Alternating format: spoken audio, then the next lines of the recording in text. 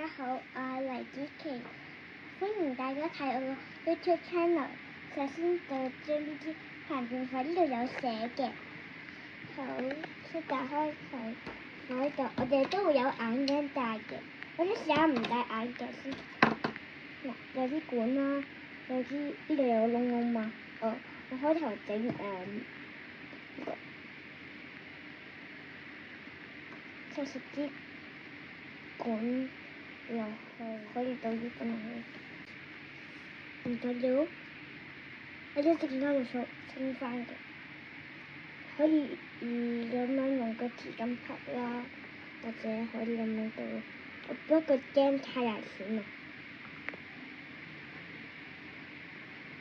有一盆水之後有3個波粉細行轉粉，你見到啊？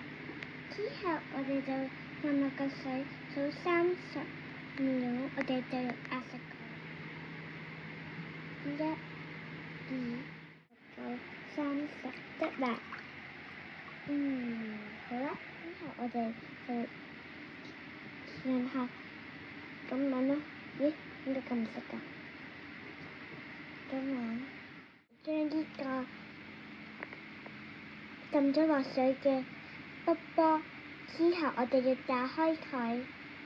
好緊張啊！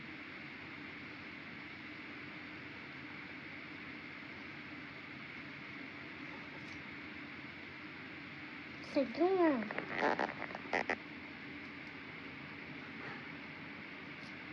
珍寶珠，我整到珍寶珠啦！睇個先落去，之後放落去呢個盒度晾乾佢。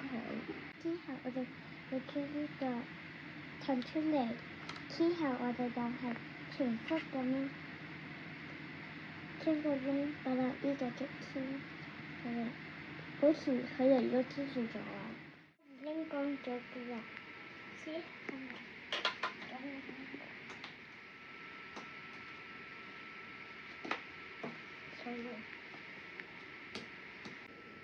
拜拜，祝呢度下次再見。